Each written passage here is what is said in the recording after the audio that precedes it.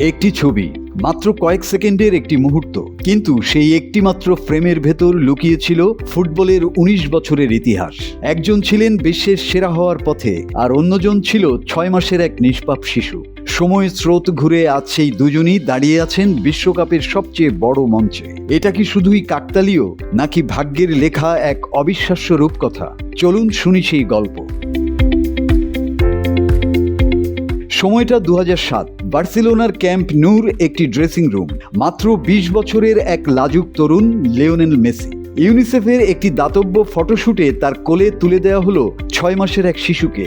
Messi পরম মমতায় শিশুটিকে গোসল করিয়ে দিলেন, তোয়ালে দিয়ে মুছে দিলেন তার ছোট্ট শরীর। ক্যামেরায় বন্দী হয়ে রইল একটি সাধারণ মুহূর্ত, কিন্তু সেদিন সেখানে উপস্থিত কেউ জানতেন না তারা আসলে ফুটবল ইতিহাসের সবচেয়ে অবিশ্বাস্য একটি ছবির জন্ম দেখছেন।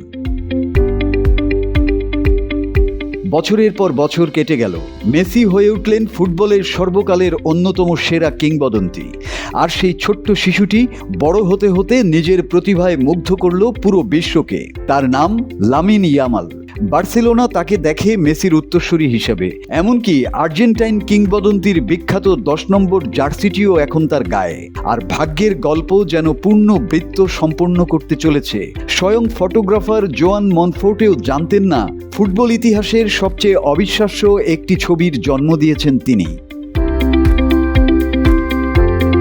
আগামী রোববার নিউ জার্সির মেটলাইফ স্টেডিয়ামে থমকে থাকবে পুরো ফুটবল বিশ্ব। একদিকে লিওনেল মেসি, একটি যুগের নাম, অন্যদিকে লামিন ইয়ামাল, নতুন যুগের প্রতীক। ১৯ বছর আগে একজনের কোলে ছিল আরেকজন। আজ সেই দুজন দাঁড়িয়ে একই বিশ্বকাপ ট্রফির জন্য লড়বেন একই মাঠে। ফুটবলের ইতিহাসে এমন দৃশ্য খুব কমই এসেছে, যেখানে একটি পুরনো ছবি ভবিষ্যতের সবচেয়ে বড় ম্যাচের গল্প বলে দেয়। শেষ পর্যন্ত কে হাসবে?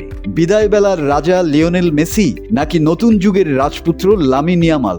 উত্তর মিলবে মাঠে। কিন্তু ফল যাই হোক, ফুটবল ইতিমধ্যেই পেয়ে গেছে তার সবচেয়ে সুন্দর রূপকথাগুলোর একটি। Desk report, 24 hours Bangla.